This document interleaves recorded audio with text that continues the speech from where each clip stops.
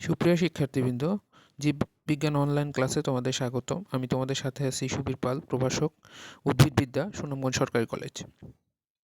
আজকে তোমাদের জীববিজ্ঞান প্রথম পত্রের যে বিষয়ে আলোচনা করা হবে সেটি হচ্ছে 10ম অধ্যায়, উদ্ভিদ প্রজনন। আজকের আলোচ্য বিষয়সমূহ হচ্ছে স্ত্রী রেণুর গঠন ও পরিস্ফুটন এবং নিষেক। প্রথমেই আমরা স্ত্রী রেণুর গঠন ও পরিস্ফুটন সম্পর্কে আসি। উদ্ভিদের ফুলের মধ্যে যে গর্ভাশয় আছে, সেই গর্ভাশয়ের ভেতরে একটি বা একটির বেশি ডিম্বক থাকে। এই পরিপক্ক ডিম্বক এক ধরনের টিস্যুতে পূর্ণ থাকে, যে টিস্যুগুলোকে বলা হয় নিউসেলাস বা ভ্রূণপোষক টিস্যু। যখন স্ত্রীরেণু পরিস্ফুটিত হয় তখন ডিম্বক রন্ধ্র, অর্থাৎ আমরা যদি গর্ভাশয়ের মধ্যে ডিম্বক রন্ধ্র দেখি, সেই ডিম্বক রন্ধ্রের কাছাকাছি জায়গায় একটা কোষের নিউক্লিয়াসটা বড় হয়ে যাবে এবং এর সাইটোপ্লাজমের পরিমাণ বেড়ে যাবে।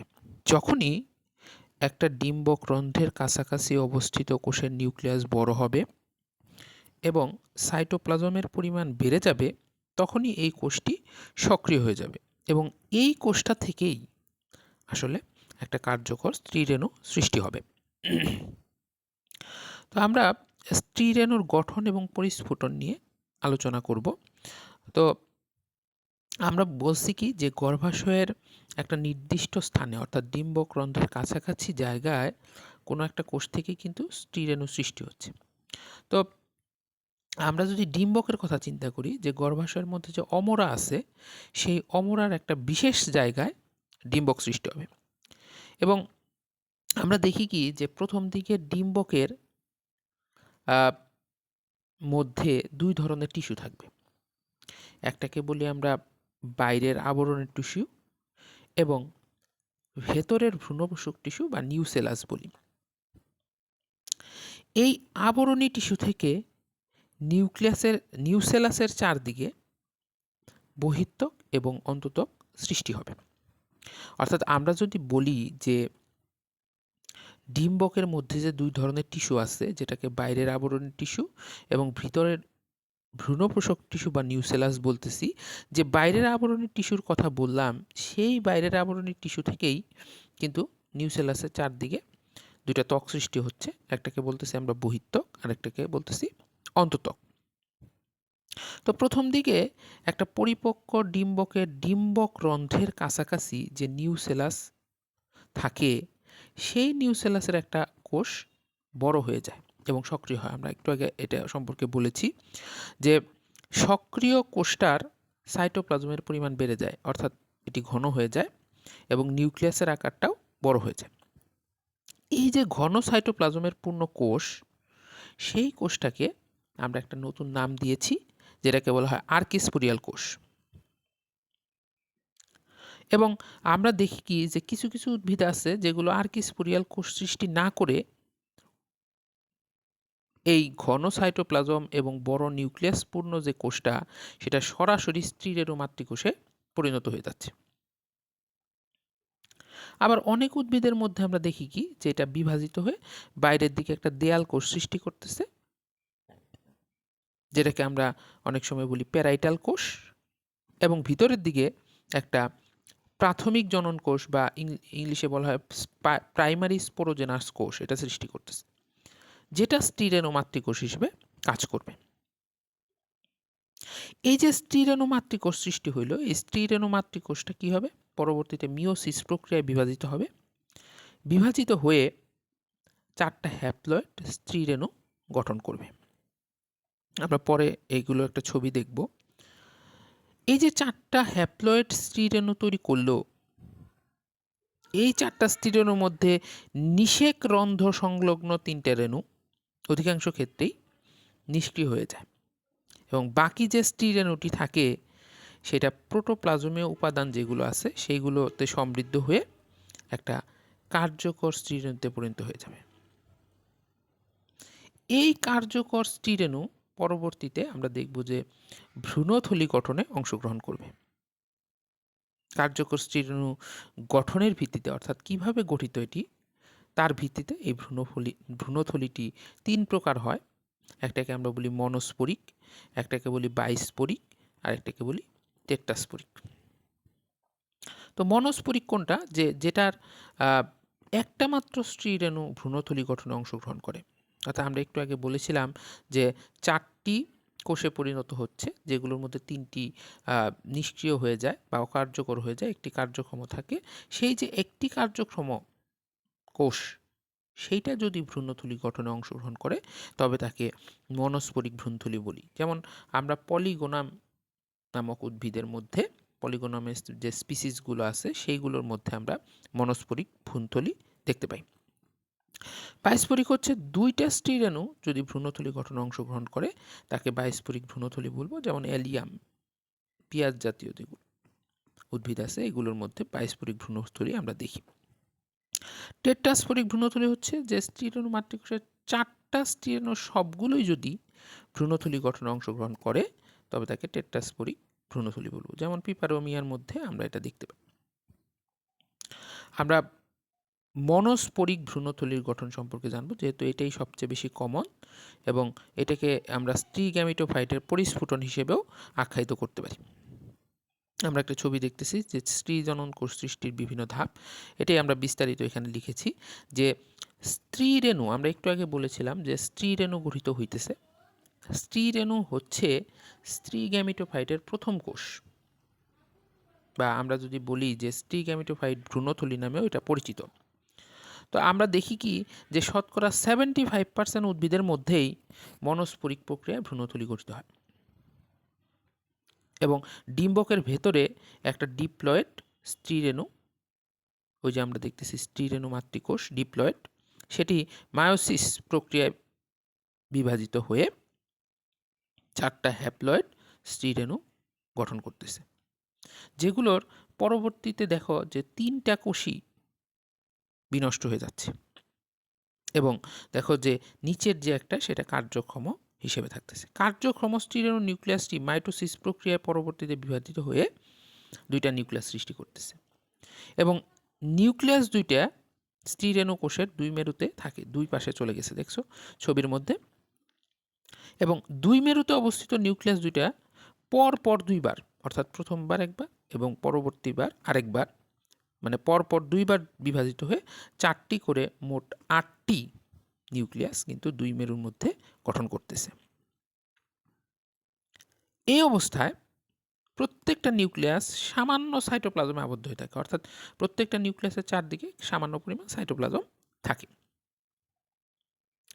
এবং দেখো যে এর মধ্যেই কিন্তু স্ত্রীরেণু কোষটা 2 মেরু বিশিষ্ট থলের মতো একটা অঙ্গে পরিণত হয়ে গেছে এবং এই থলের প্রত্যেকটা মেরু থেকে একটা করে নিউক্লিয়াস থলের মাঝখানে চলে আসে এবং পরস্পর মিলিত হয়ে ফিউশন নিউক্লিয়াস বা আমরা সেকেন্ডারি নিউক্লিয়াস বলে থাকি, এই সেকেন্ডারি নিউক্লিয়াসে পরিণত হয়ে যাচ্ছে। এবং এই অবস্থায় যখন সেকেন্ডারি নিউক্লিয়াস তৈরি হয়ে গেল, এই অবস্থায় আমরা স্ত্রীরেণু কোষটাকে একটা ভ্রূণথলি বলতে পারি। এবং ভ্রূণথলি এর ডিম্বক রন্ধ্রের দিকে 3টা নিউক্লিয়াস বিশিষ্ট কোষকে, অর্থাৎ আমরা যদি ডিম্বক রন্ধ্রের কথা চিন্তা করি, সেই রন্ধ্রের দিকে এই ভ্রূণথলির মধ্যে যে 3টা নিউক্লিয়াস থাকবে সেই 3টা নিউক্লিয়াস বিশিষ্ট কোষকে আমরা বলি গর্ভযন্ত্র বা ডিম্বাণু যন্ত্র। এবং দেখবা যে এই 3টা নিউক্লিয়াসের মধ্যে এই গর্ভযন্ত্রের যেটাকে আমরা বলতেছি সেটা মাঝের যে কোষটা সেটা একটা বড় থাকে, যেটাকে আমরা ডিম্বাণু বলে থাকি। আমরা ছবির মধ্যে একটু খেয়াল করি, ডিম্বাণু বলে থাকতেছি বা ডিম্বাণু বা এগ বা ওভাম বা উস্ফিয়ার যেটাই বলে থাকি। ডিম্বাণুর পাশের 2টা কোষকে আমরা ওই যে ছবির মধ্যে দেখতেছি ডিম্বাণু, এবং তার পাশের 2টা যে কোষ সেই কোষকে আমরা বলি প্রতিপাদ কোষ। এবং প্রতিপাদ কোষ না, সহকারী কোষ, আমার ভুল হয়েছে, যে ডিম্বাণু পাশের 2টা কোষকে আমরা বলি সহকারী কোষ।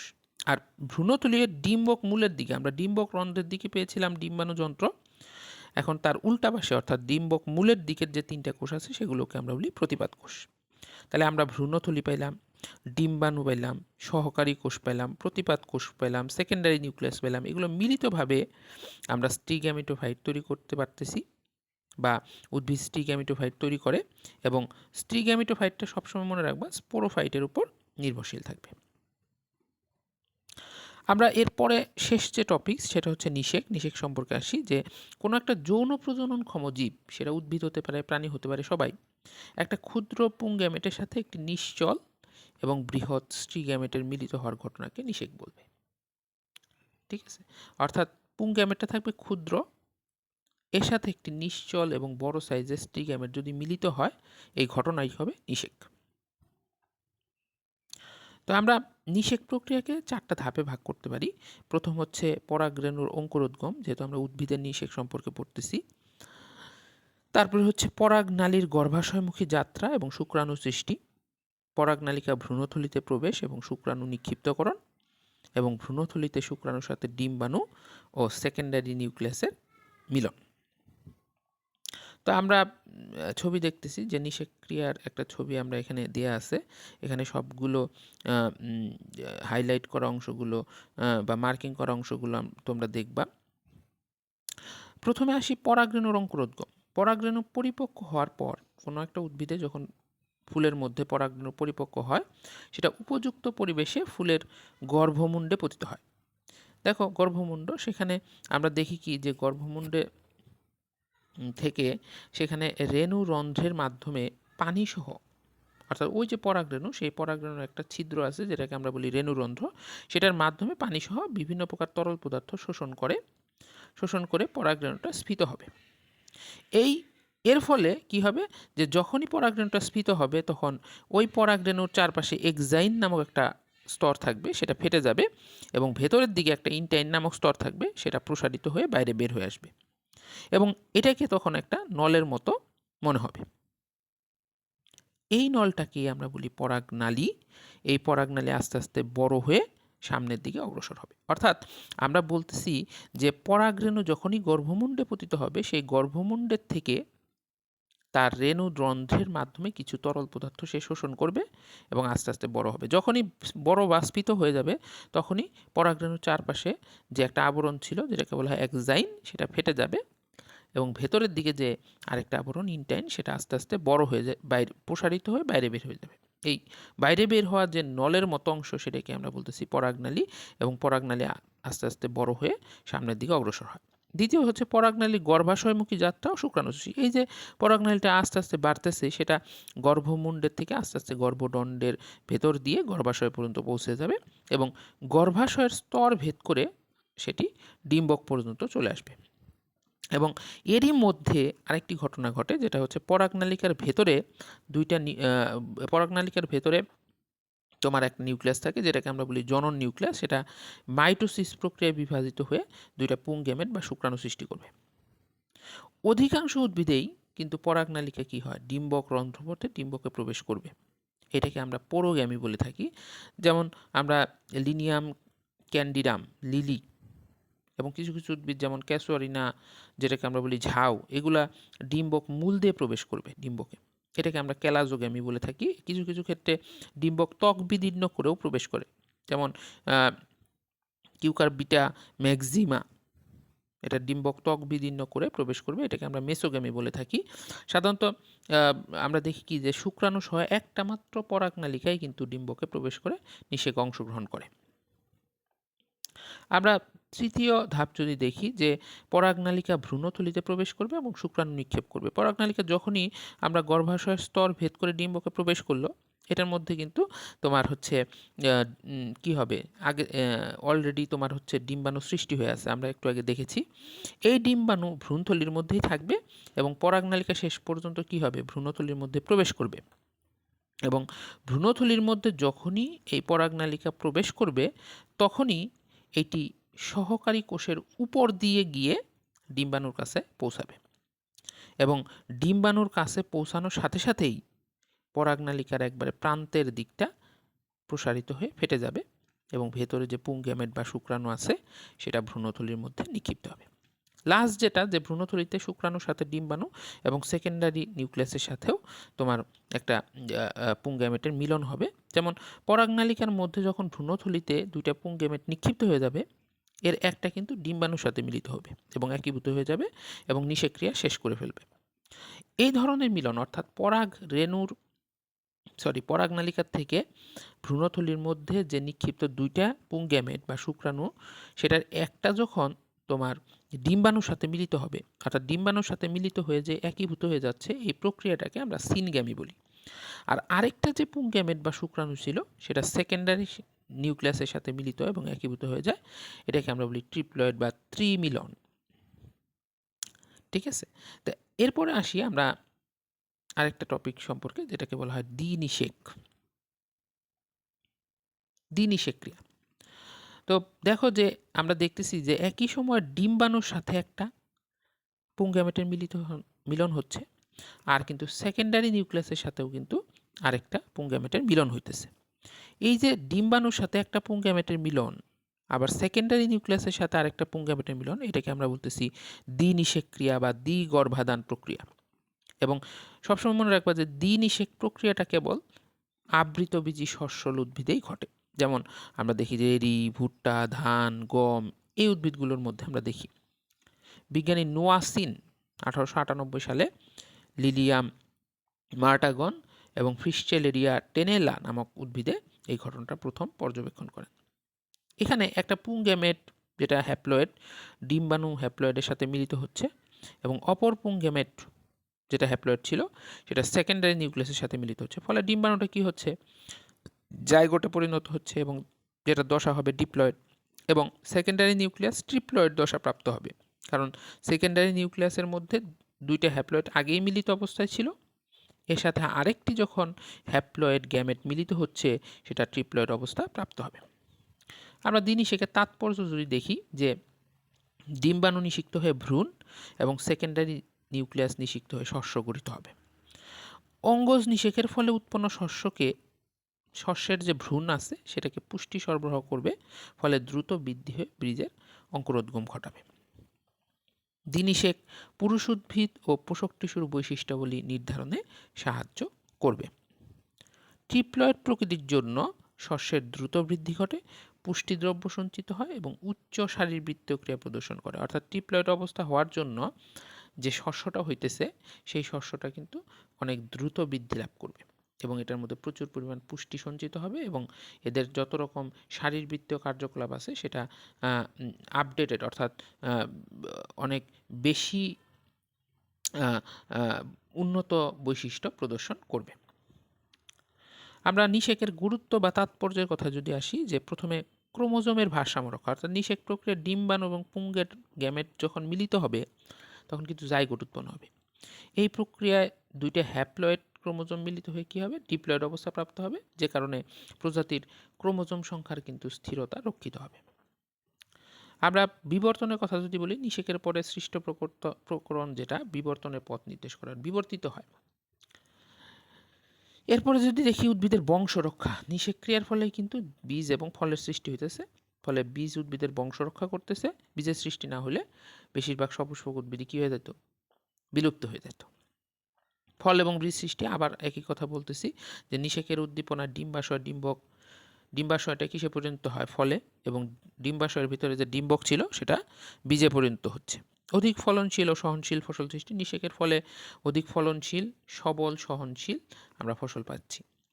আমরা নতুন প্রজাতি পাইতেছি, নিষেকের ফলে বংশধরদের মধ্যে নতুন বৈশিষ্ট্য আসে, যেহেতু এখানে মাতৃ পিতৃ দুইটা বৈশিষ্ট্যের সঞ্চার ঘটে, যে কারণে নতুন প্রজাতির সৃষ্টির সম্ভাবনা হয়। আমরা খাদ্যের যোগানের কথা যদি বলি, উদ্ভিদের ফল এবং বীজের উপরেই কিন্তু প্রাণী সম্প্রদায় নির্ভরশীল, তাই না? বিশেষ করে মানুষরা কিন্তু বেশি নির্ভরশীল। কাজেই আমরা যত উদ্ভিদের জন্য যদি নিষেক ক্রিয়ার কথা চিন্তা করি, এটা যতটুকু না গুরুত্বপূর্ণ, তার চেয়ে মানব জাতির জন্য বেশি গুরুত্বপূর্ণ। যেমন আম, জাম, কাঁঠাল, লিচু, বেল, পেঁপে, ধান, গম, যব, ভুট্টা, এগুলো সবই যা পেয়ে থাকি সেগুলো নিষেক ক্রিয়ার ফলে কিন্তু উৎপন্ন হচ্ছে। আমরা ডাল, তেল, সবজি, ফল, তন্তু, পানীয় জাতীয়, মশলা জাতীয়, ভেষজ জাতীয় যত উদ্ভিদই পাই সেগুলো সবই কিন্তু নিষেক ক্রিয়ার মাধ্যমেই পাইতেছি। তো আজকে আমরা এই পর্যন্তই। অন্যদিন অন্য আরেকটা টপিক নিয়ে আলোচনা করব। সে পর্যন্ত সবাই সুস্থ থাকো। ধন্যবাদ সবাইকে।